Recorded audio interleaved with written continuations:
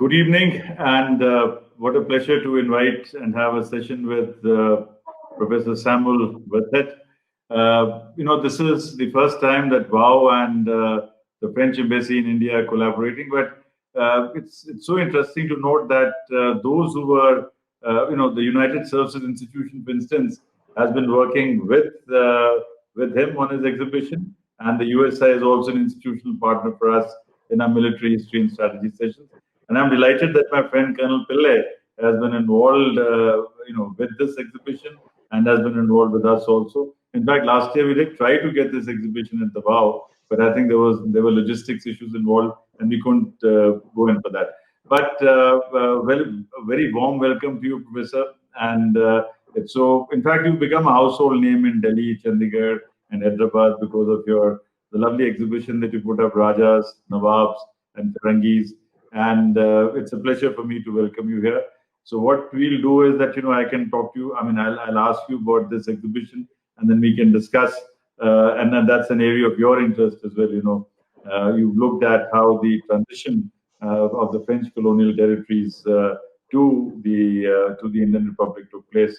So, but first of all, let me welcome you to the VoW program. And let me start by asking you, what are the major differences? What actually happened to the Third Republic? Why did the Third Republic suddenly lose interest in India? Thank you, sir. Thank you for your kind invitation. And I'm very glad that you mentioned the USI, Colonel Pillai, as well as Squadron Leader Ranat China were played a very important role in this exhibition. So what happened to the Third Republic is fairly simple. As a matter of fact, our India moved from being really, we may say, the main focus, the land of the riches, where about which Napoleon said that the country, the nation controlling India is the wealthiest, the most potent in the world, to the Third Republic, where gradually India, as a political entity, moves towards a certain oblivion. Why? It's just because, of course, French really kind of formalized its colonial empire of its own during the Third Republic, which is, as you know, in Indochina and in West Africa mainly. It accepts the leadership of Great Britain on India. Certain intellectuals, not all of them, but some of them even consider the colonization of India by the British as a kind of a model to follow. And also there is a kind of aspiration to colonize, or at least to make inroads into China. China has always been that kind of an Eden, and there's been, from the Western point of view, always this desire to try to make inroads, maybe even to control the immense market of China. So gradually, India doesn't really totally move. It's not totally sidelined actually by intellectuals. It's more by politicians. India remains a reference in terms of culture, in terms of arts, and as you know also, the first Sanskrit chair in Europe was created in 1814, and that was Shezi, the Indologist Shezi, who took it over, and Indology studies were actually extremely strong even during the 19th century in France. As a matter of fact, Max Müller studied in France under Verneuf. There is also traffic between India and France during the Third Republic, because to reach England after the opening of the Suez Canal in the 1860s, people would have to travel usually from Bombay to Marseille, and from Marseille to Calais, and from Calais to Dover. So much so that this Marseille-Calais Express train gained the name of Bombay Express. And you can see most of the crown heads of India, having a foothold in Paris, in also in Normandy, as well as later on the Riviera of France. It's not as if India totally moved out of focus in France. It's just that the political priorities began to shift towards further east, or towards Africa, or towards also South America. There's also the Latin country dimensions, like for instance, the most active maybe promoter of French language in India in the 1880s, 1890s was a Spanish Jesuit father. The first chairs of French language in any universities in India were created in Goa. So there's also the Latin dimension to it, where we are going to see gradually that division of the word between the Latin and the English-speaking word. So there are a lot of parameters coming into play during the Third Republic, and another, and maybe lastly, a major factor will be that by the turn of the 20th century, in the early 1905 or 06, there is, after the surge of the Swaraj movement, there is Swadeshi movement, sorry, rather. There is an increasing fear from the British side of losing its control over India. And we are coming to the French settlement, the French have, of course, a small but yet a strong foothold in Chandanagore and in South India. Since also there is a fairly affluent Indian diaspora in France, there's going to be a growing pressure from the British Parliament, from the British press, from the British intelligence service, in order to get the French government and the French authorities to have a very tight check over the Indian diaspora in France, and to gradually accept the British demands.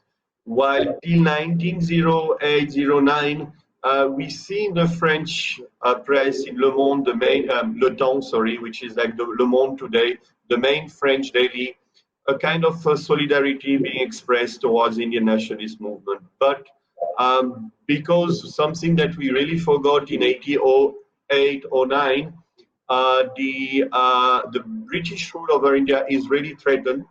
That's what's going to lead, by the way, to gradually to the creation of MI5 and MI6. The British puts a lot of pressure on the French government in order to kind of join hands in their colonial interests. So there are different factors during the Third Republic which come to play.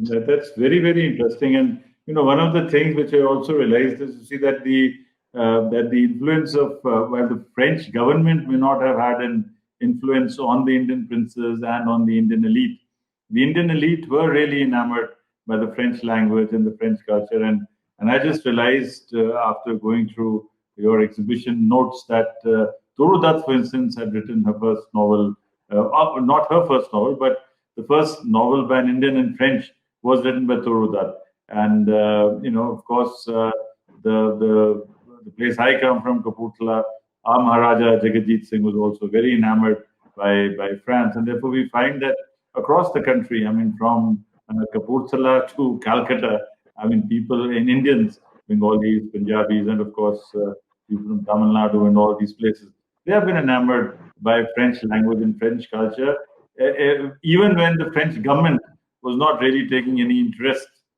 in sort of projecting the French language or the French culture. So would you like to share your thoughts on this? How did it happen? Well, thank you very much, Mr. Chopra, to really highlight a very, very important point, which is really little known, that actually the Indian elite themselves took the lead when it came to the promotion of the French language. Soon in the 1880s, 1890s, the British rule is going to find itself entangled in its own contradiction with the the different entrance examination being open to Indian students. We are going to witness a rising number of successful Indian students in various examinations, and you have even few French witnesses who wrote that actually Indian students do better than the English students, and within the upbringing of the British elite, there is French language. French language plays a very important role in the British education system. And very soon, through that combination of uh, Portuguese, Spanish, and that very presence of French language in English syllabus itself, French language is going to expand in a very significant manner in the education system of India. And the main promoters, the main leaders of the promotion for the French language are the Parsis. In 1886, we witnessed the creation of the Cercle Littéraire, which the Parsis elite wanted to call the Cercle Franco-Parsi, but for political reasons, they reverted to that idea of the Cercle Littéraire, where you'll have the actually top Parsis, merchants, business people gathering together and spreading French, discussing French literature. You mentioned Torudat in Bengal as well. French literature inspires people. It inspires also for its political ideas. There's a kind also of an identification with the French rivalry, historical rivalry with the British. So you have again multiple factors, and in that very surprising development of French language and French speaking literature in India through at least Orudad, French have themselves have very little role. At least the French government have very little role in it. You have few individuals, few French people living in India. You have, of course, later on Sylvain Lévy, the very well-known Indologist, who is going to be the first visiting professor in Vishva-Bharati in 1921, invited by Rabindranath Tagore. And Vishva-Bharati and the University of Strasbourg are going to be sister universities. So you see networks, partnerships coming up between India and France, but not through the French government itself. And you see, that development of French language is really a sign, a symptom of the incredible dynamism of the Indian elite, including the princes, of course, as you mentioned. Kapurthala prince, for instance, would make a point to speaking only in French to the British resident. Of course, in order to, it was a way somehow to provoke a little bit the British resident in Kapurthala, because of course the Maharaja of Kapurthala could perfectly speak English. That was just a way to show its own, cultural wide range, and there was sympathy, obviously, because there was not this colonial kind of obstacle that was there between the British and the Indian elite. Yes, that's very interesting. So now, before we move on to the maps of India and how how the territories got, because it's in fact the contrast with Portugal is quite pronounced. Just one more question which I had. You use the word Firangi in the exhibition, but Firangi is a word which would be used for any foreigner. So why? You use that word Firangi. I'd like to know more about the choice of the words in the exhibition. I can quite understand Rajas because that's very clear. Nawabs is also very clear.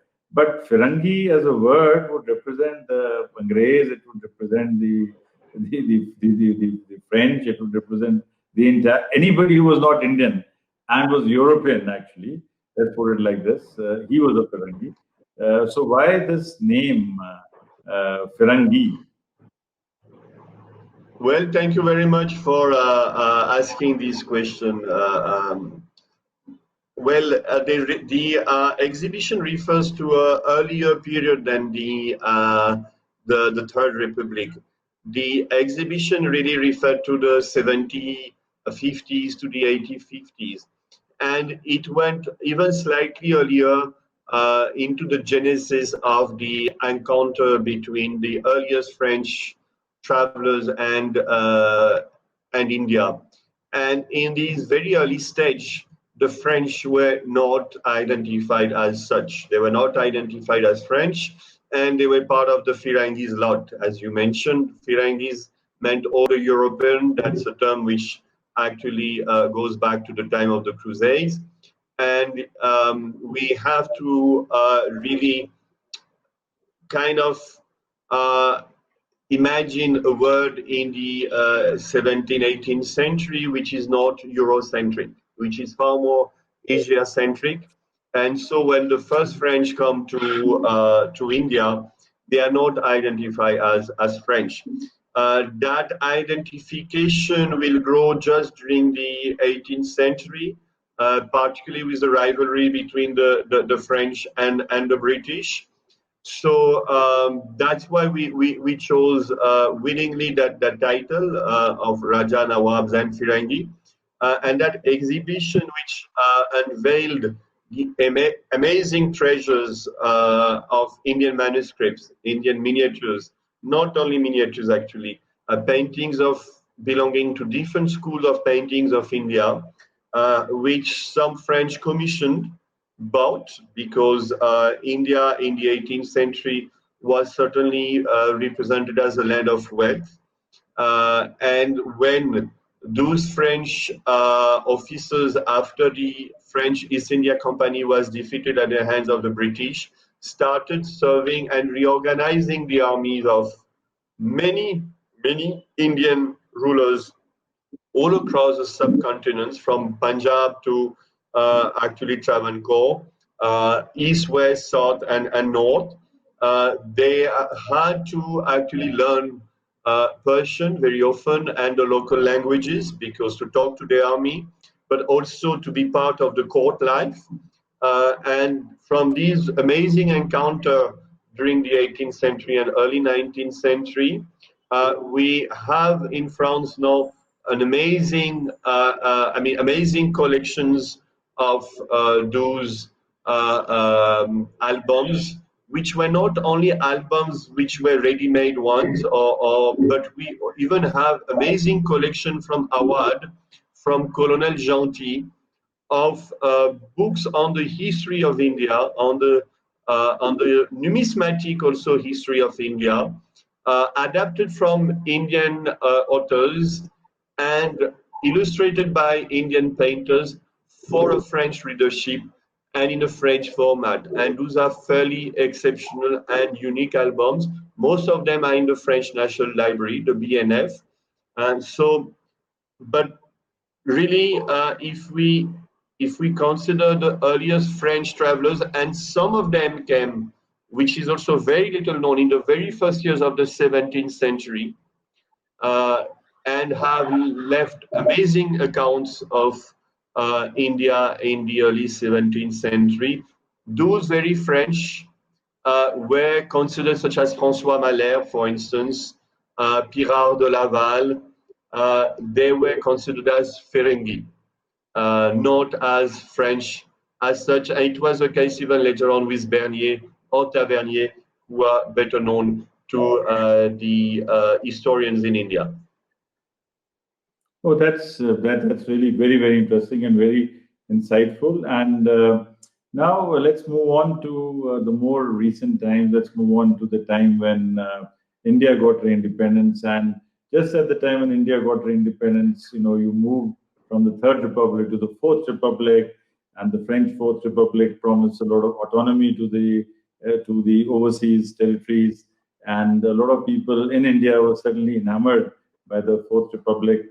And there was sudden, upsurge of there was a little bit of hope also at that time that perhaps something more interesting could happen. There was a little temptation also, and the relations in Pondicherry and Chandanagar were not adversarial vis-a-vis the local establishment. So, in this very interesting concept, in this very interesting context, how do you place? I mean, is it? How do you place the scenario at that time, especially as the transition takes place from the third to the fourth republic? Well, thank you, Dr. Chopra. I think I should be asking you the question actually, because that's also one of your area of expertise. How did those very well tiny territories, if you consider the actual size of French settlements in the 20th century, with regard to the immensity of the Indian territory, yet the history of the merger with the Republic of India was yet a fairly complex one, and I think that's a point where you could actually maybe tell us more about that legacy between our two countries, because I know you studied that subject in particular. No, my question to you is, and after that, I'll respond to whatever you have to ask me. I mean, did the transition from the third to the fourth republic, the change in the Yes. character of the third to the fourth republic, make a major difference? Because see, had it continued to be the third republic, I don't think this transition would also have been so easy. But the fourth republic was very clear that it wants to sort of open up, it wants to decolonize, or even if it wants to hold the territories, it wants to hold the territories as a more representative character. So you can tell me about how what are the Yes. salient transition points, and then I can tell you how it happened from the Indian side. I can then give you the Indian perspective. But one thing is for sure, that because Sri Aurobindo had been had settled in Pondicherry, and therefore there was this little feeling amongst the Indian revolutionaries that look, France has always been supportive of us, and there was no antagonism as such, between the Indians, or let's put it, the more conscious Indians or the revolutionary Indians, because they did not see France as a challenge. In fact, if anything, they thought that this is a nice little territory where we can run and take some refuge from. Perhaps we take refuge from the British. Thank you. Yeah, you're right. There is it's quite a fascinating moment of history, that transition from the third to the fourth republic. First of all, of course, we have to mention the Second World War, and as you rightly mentioned, the fact that after the Second World War, the world is moving towards a decolonized world. And a very little known fact is that actually Chandanagar is the first French colony, of course, if we exclude Haiti in a far earlier history, where it is the first territory under the French rule which gets free from French colonization from 1949 to 1951. We have that situation where the French settlements in India were considered as hotbed of Indian nationalism, where nationalist ideas were really circulating very, in a very intense manner. There was even suspicions of actually weapons smuggling going to Chandanagar to the rest of Bengal. And then soon after the Second World War, India gains independence, and now the French territory in India looks something like very awkward, something fairly obsolete. But it's a fairly complex issues, because they are all of them very far apart.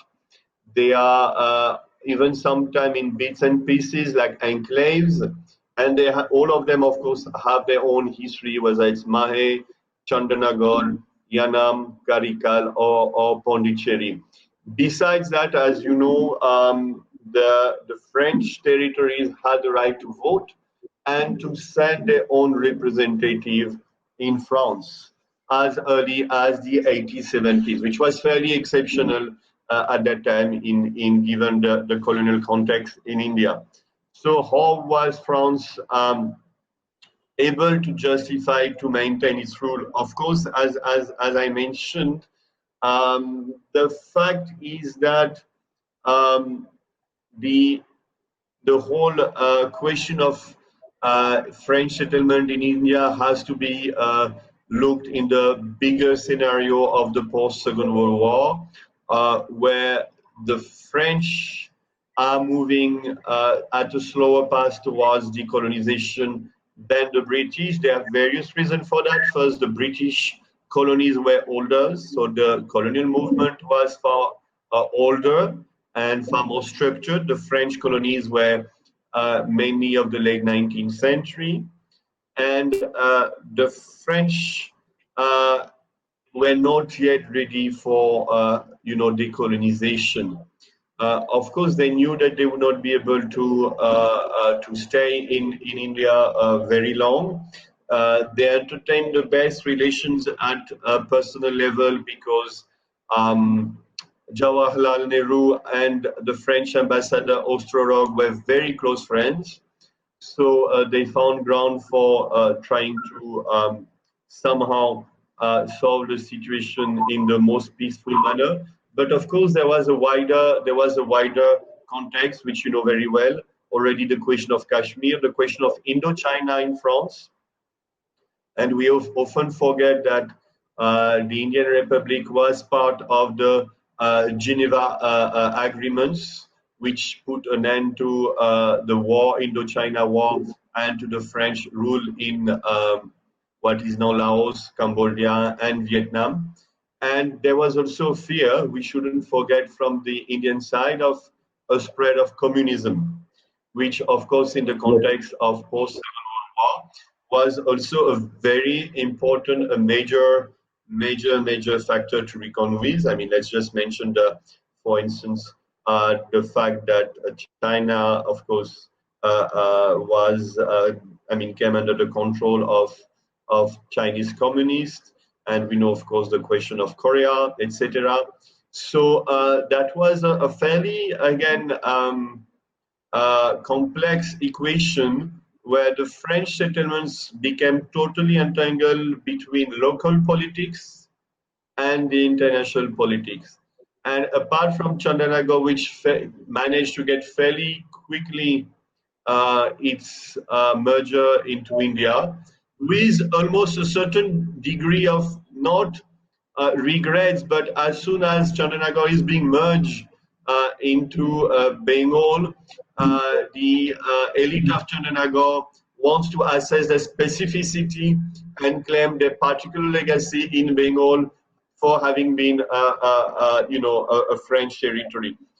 But we have also to make a very short note here that during the French Revolution, actually, already we can trace the revolutionary legacy in Chandanagar, where even the French representative at certain point were kind of prevented to take their functions in the small. The administrator was named by France during the revolution was prevented from exercising its own power. So the revolutionary legacy in Chandanagar is very old, and very soon after the Second World War, that colonial power rule in Chandanagar is not sustainable. And that's why Chandanagar is not part of the Union Territory of Puducherry, unlike Mahe, Karikal, and Yanam. And in the four French settlements in the south, the situation is slightly different. But you know more than me about that, Dr. Chopra. So I'm sure you can throw lights on these last days of the French government in India. No, I think towards the end, what happened was, as you mentioned very correctly, that Chandanagar, came. I mean, there was a referendum held almost immediately after independence, and Chandanagar, came the side. But as far as Puducherry, Pondicherry, and the other regions are concerned, not only were they larger, the fact remains that this was part of the I mean, there was also the possibility. They felt that perhaps they can also be part of a French enclave in India with a more dignified status. So there was a lot of conflict happening at that time because there were people. It was an alliance of the communists, the socialists, the Congress people, and the Dravidian parties, and there was a lot of contest happening at that point of time. In fact, the Muslims in Puducherry, they said that, look, we are one-third of the territory, so you make us a part of Pakistan. So that was also a demand which was raised. So I think it was a very complex sort of a scenario at that time. And I think what happened was that my view is that in 1954, after you lost Indochina, you lost the will to sort of hold on to Pondicherry. I mean, there was no will to hold, and at that point of time, almost all the leaders of the Pondicherry colony, I mean, they all decided that it's India is on the winning side, so let's move this side. So, as happens in all political spectra, I think all these people decided that it's better to be with India than with France. Though in the initial years, they all felt that maybe if we could, if a Dravidistan is going to be made, then perhaps this French India could be part of that territory. So as we are all aware, the period from 1948, 49, 50, 51, while at one point of time there was a strong streak of getting India together, there were also some vociferous tendencies, which and the politicians in French Pondicherry, whether they were of Indian origin or whether they were of Indo-French origin or whether they were of French origin, they were all trying to play in these waters. And I think the significant moment was 1954 when Indochina, France lost Indochina, and it became very clear that imperialism is on the way out, or colonialism is on the way out, and that the future is with India. So I think that's what happened. And also, I think the Fourth Republic also at some point of time, lost the will to sort of hold on to India, especially because the British had already left India. So I think it was a very smooth transition. The point to be made here is that unlike Portugal, which did not read the writing on the wall, the French were very, very quick to read the writing on the wall, and therefore the sort of adjustments were very amicable. So it was a very amicable coming together, unlike the Portuguese, who, in living in the same NATO atmosphere, and perhaps because of Salazar and other things, so their approach to their territories in India was very different from the French approach, and I think could be because of the very strong and very positive personal relationships which the Prime Minister had with the French ambassador. Also, I think the presence of Sri Aurobindo in Pondicherry made a lot of difference.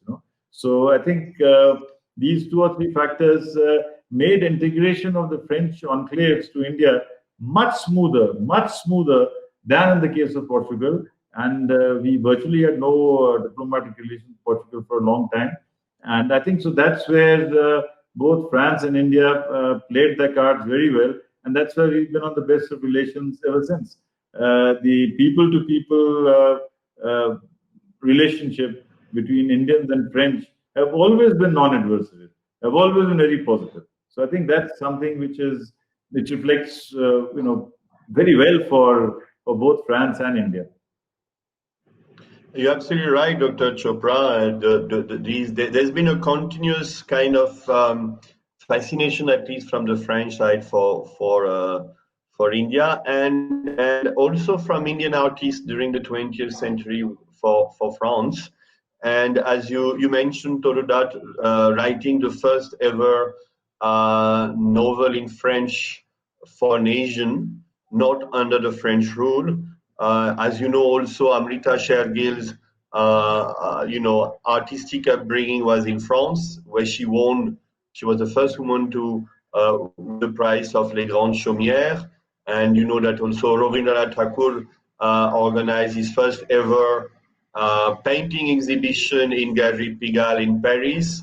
The first Indian modern ballet of dance by Uday Shankar was also held in Paris, and that's where the young Ravi Shankar actually start taking up, music. So beyond the political, context, which sometimes was extremely complex and entangled, and you rightly mentioned how the situation in the French settlements in India was linked to Indochina. There was also a lot of Indian from Puducherry who served as the cadres of the French colonial rule in Indochina. So there was a very there was an important presence of Indian in Indochina. But beyond those political entanglements, there was a continuous history of cultural and artistic friendship, hailing, as you mentioned, from actually the Indian rulers during the 17th, 18th century, and up to the Indian elite in the 19th century and Indian artists. And as you mentioned, the very cordial, more than cordial relation, very friendly relation between the politicians, partly Jawaharlal Nehru and the French ambassador. The French diplomats knew and were writing constantly to the French government that it was time to leave, actually. Okay.